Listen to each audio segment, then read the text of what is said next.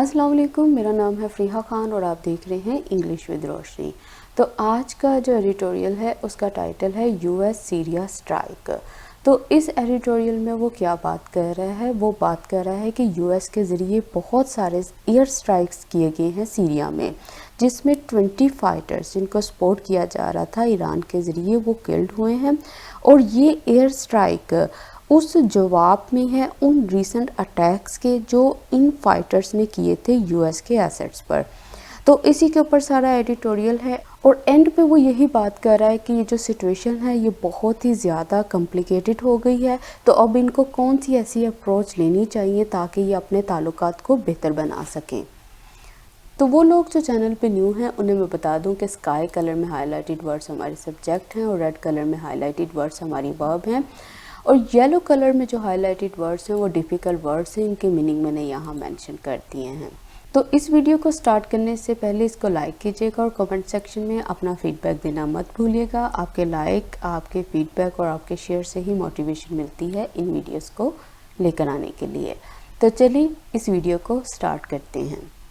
If the US is serious, कहता अगर तो यूएस सीरियस है अबाउट मेंडिंग फेंसेस कि वो अपने ताल्लुकात को बेहतर बनाना चाहता है विद ईरान के साथ, देन कहता फिर फायरिंग मिसाइल्स, कहता फिर फायर करना मिसाइल्स को एट फाइटर्स के ऊपर। और कौन से फाइटर्स? अलाइट विद, कहता जो कि इत्तेहादी हैं किसके? तेहरान के। इन सीरिया में may not be the best way, कहता ये फिर बेहतर तरीका नहीं है टू गो अबाउट इट, इसको शुरू करने का।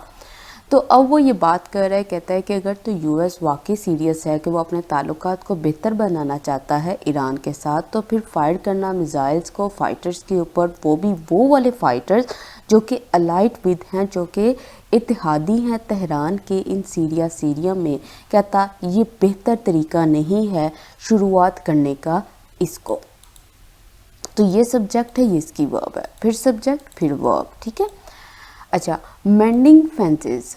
मेंड फेंसेस का मतलब क्या होता है? इसका मतलब होता है टू इम्प्रूव और repair a relationship that has been damaged by an argument और डिसएग्रीमेंट, ठीक है।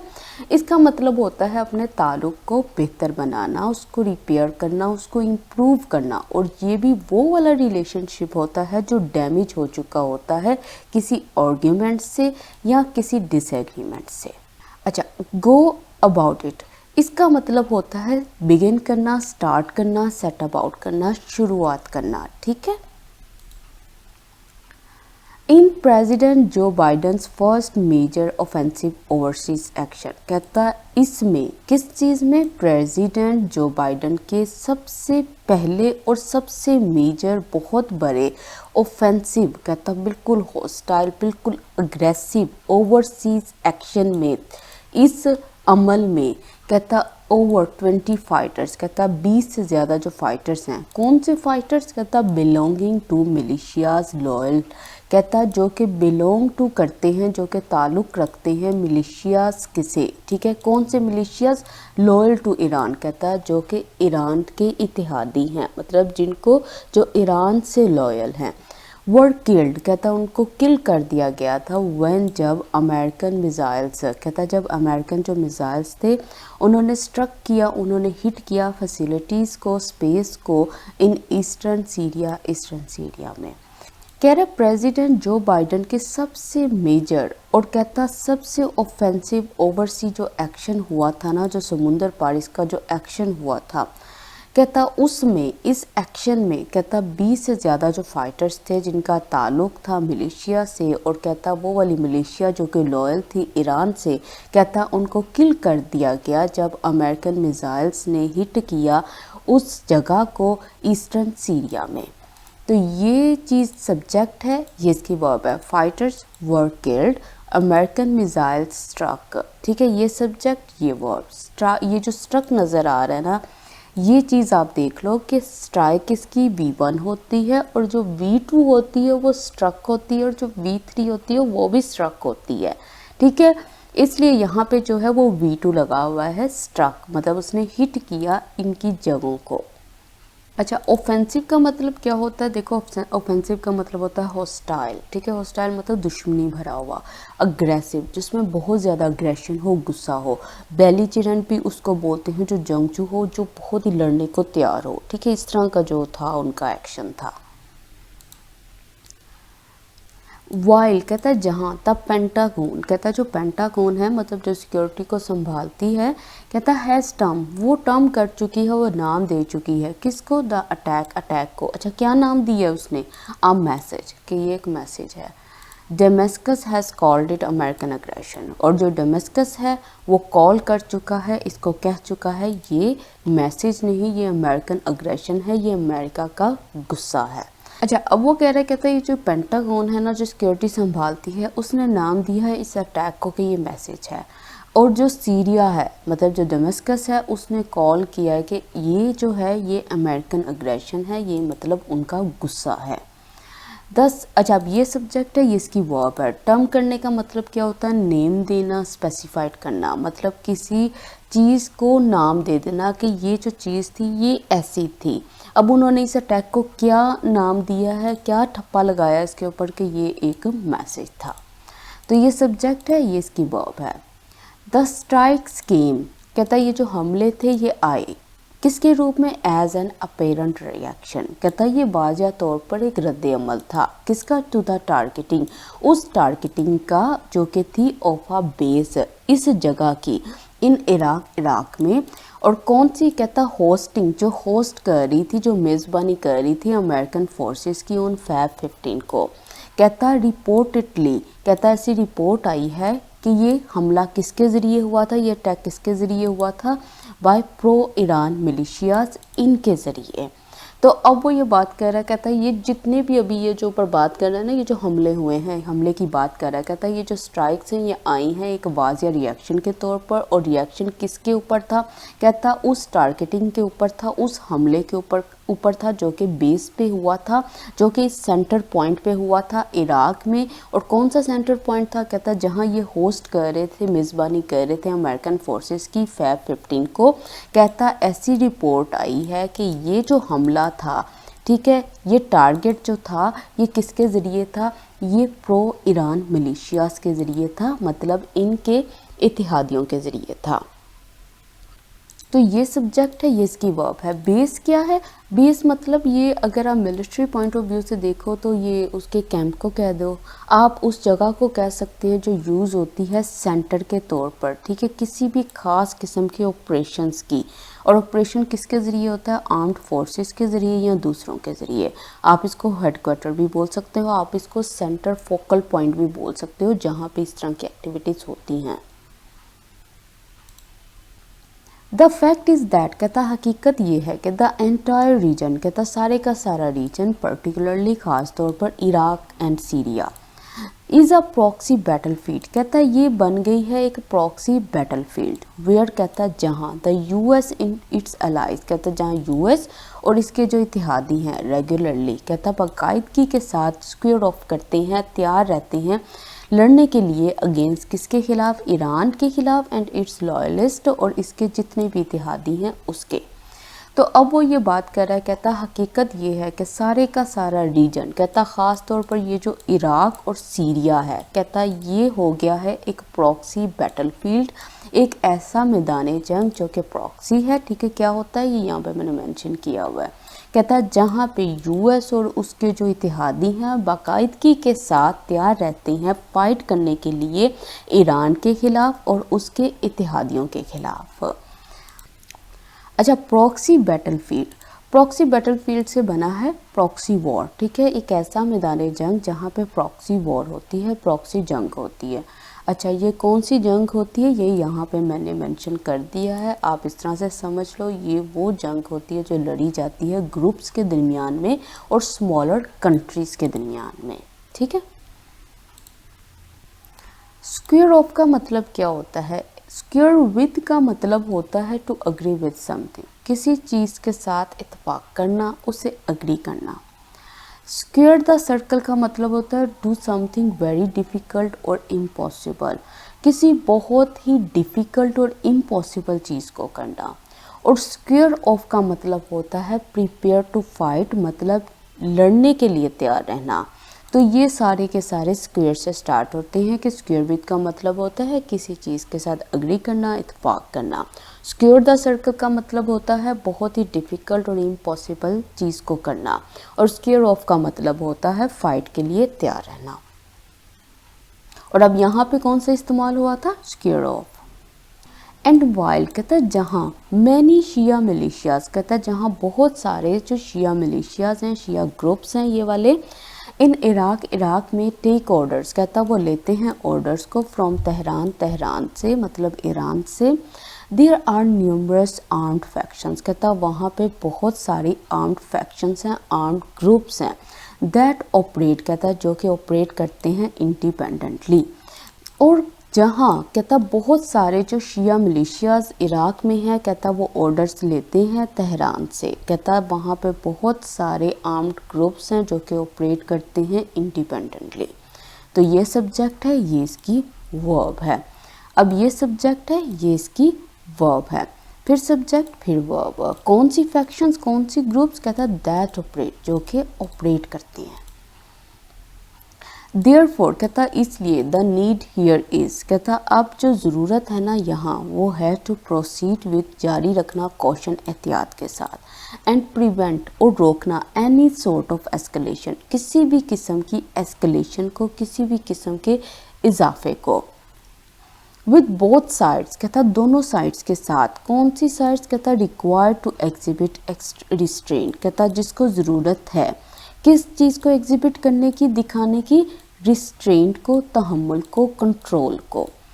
तो अब ये सब्जेक्ट है, ये इसकी वर्ब है। प्रोसीड विद का मतलब होता है टू बिगिन शुरू करना, कंटिन्यू करना, और मूव अहेड मतलब आगे जारी रखना। एनी सॉर्ट ऑफ मतलब किसी भी किस्म की। एस्केलेशन का मतलब होता है मतलब बढ़ाना किसी चीज़ को, मतलब अगर थोड़ा सा कहीं से कोई एक्शन है उसको आप एस्केलेट कर दो, आप उसको बढ़ा दो, ठीक है। और साथ ही साथ उसने यहाँ पे रिस्ट्रेंट का वर्ड इस्तेमाल किया। रिस्ट्रेंट करने का मतलब होता है कंट्रोल करना, ठीक है, तहम्मुल रखना, कंट्रोल करना, काबू में रखना, कि अगर कोई भी किसी भी किस्म की कहीं से एस्केलेशन हुई है तो दोनों साइड को ज़रूरत है कि वो एक तहम्मुल को शो करें, एक कंट्रोल को शो करें। इट इज़ एंटायरली पॉसिबल कहता है ये हर तरह से पॉसिबल है, दैट ये कि बाइडन एडमिनिस्ट्रेशन कहता है जो बाइडन एडमिनिस्ट्रेशन है ना, हैज़ फ्लेक्स इट्स मसल्स है कि वो अपनी पूरी ताकत दिखा चुकी है थ्रू किसके ज़रिए, मिसाइल स्ट्राइक के ज़रिए। लेटिंग इजाज़त देते हुए ईरान को नो कि वो जाने, दैट ये कि while it is ready to talk जहाँ ये बिल्कुल तैयार है बातचीत के लिए, it still has offensive options on the table इसके पास फिर भी बहुत ज़्यादा अग्रेसिव ऑप्शंस भी मौजूद हैं।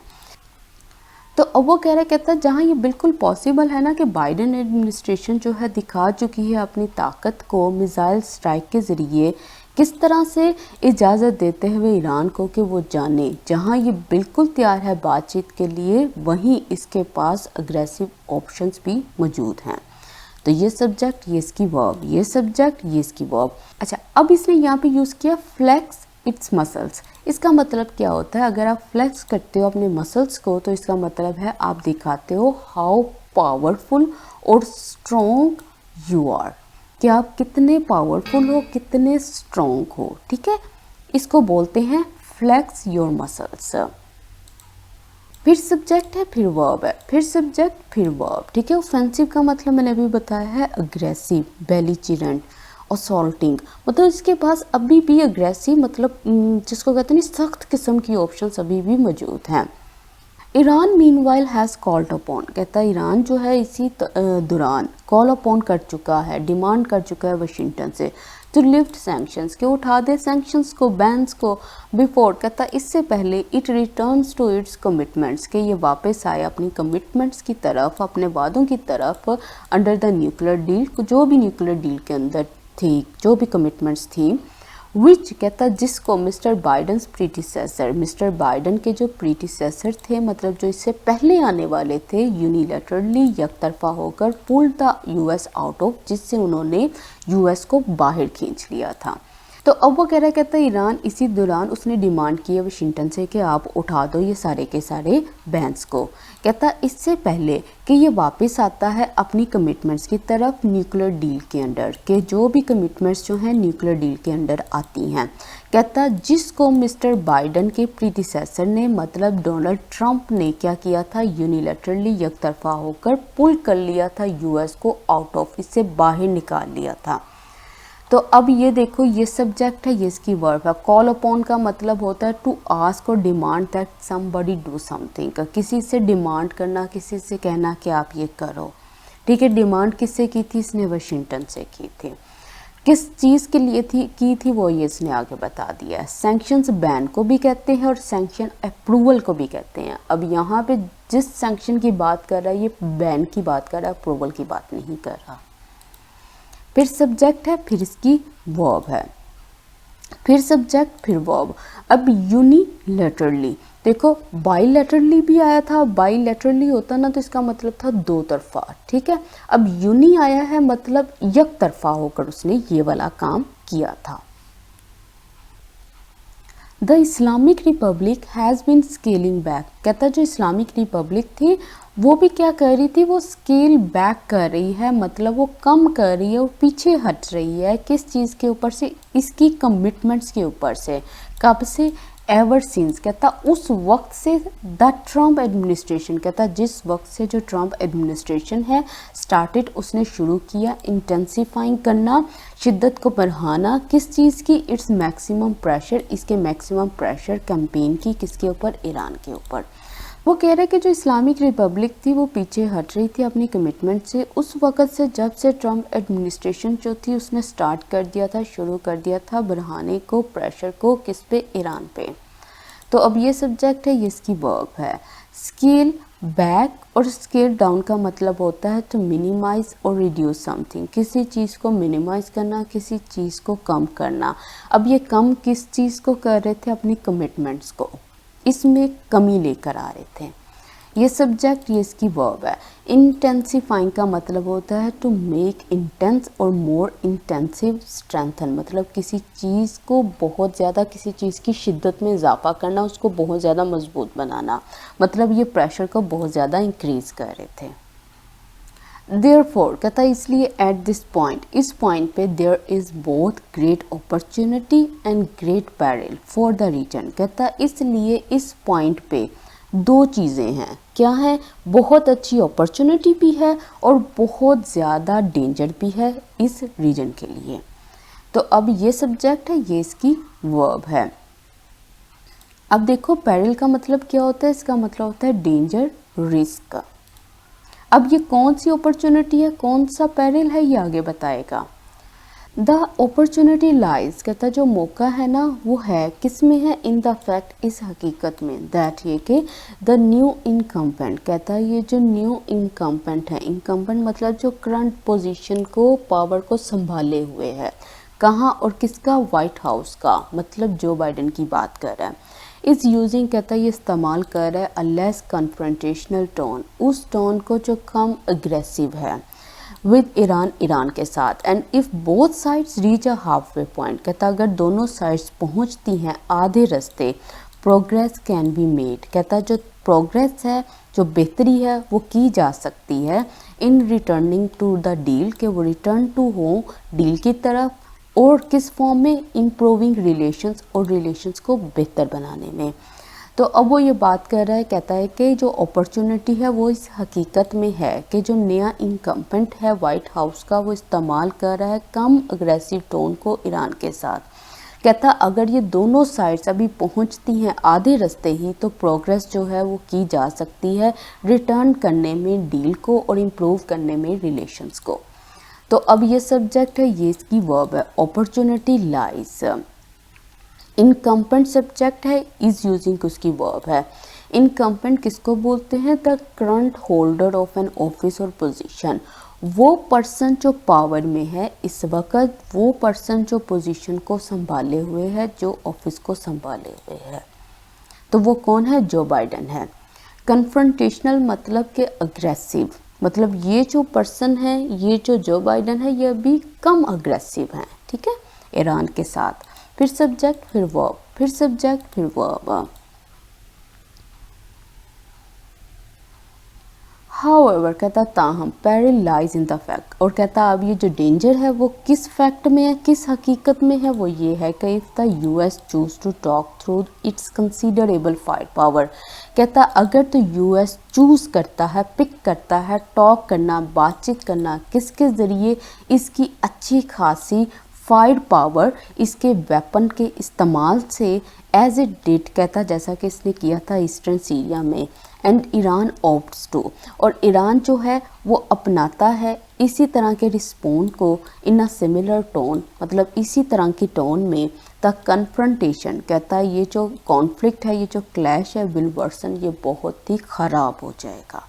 तो अब वो कह रहा है, कहता है कि जो डेंजर है ना वो इस फैक्ट में है, अगर यूएस जो है वो पिक करता है बात करना इसकी वेपन्स के ज़रिए जैसा कि इसने किया था ईस्टर्न सीरिया में, और ईरान जो है वो अपनाता है इसी तरह के तरीके को रिस्पोंड करने के लिए, तो जो कन्फ्रंटेशन है, जो कॉन्फ्लिक्ट है, वो बहुत ही वर्सन हो जाएगा, वो बहुत ही बदतर हो जाएगा। तो ये सब्जेक्ट, ये verb, subject verb. Firepower किसको बोलते हैं? Ability to destroy things using weapons, के अगर वो भी अपने वेपन्स को, अपनी इस पावर को इस्तेमाल करता है तो।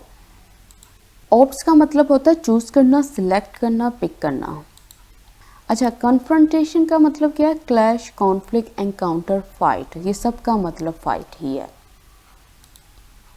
द यूएस कैन सेंड, कहता है जो यूएस है वो भेज सकता है मोर पॉजिटिव सिग्नल, बहुत ही पॉजिटिव सिग्नल को टू ईरान, ईरान के लिए। किस तरह से? बाय लेटिंग इट नो, इसको बताते हुए दैट, ये कि सैंक्शंस रिलीफ, कहता है ये जो सैंक्शन, ये जो बैन का हटाना है ना, ये जो रिलीफ है, विल बी गारंटीड, ये अता किया जाएगा। If it returns to its commitments, अगर ये रिटर्न होता है, वापस होता है अपनी कमिटमेंट्स के ऊपर, अपने वादों के ऊपर। वाइल कहता है जहाँ, द ईरानियन लीडरशिप, जो ईरानियन लीडरशिप है, should also lower the temperature, उसको भी टेम्परेचर को लोअर करना होगा, टेंशन को, तनाव को कम करना होगा, एंड टॉक टू अमेरिकन, और अमेरिकन से बात करनी होगी for the sake of its struggling economy.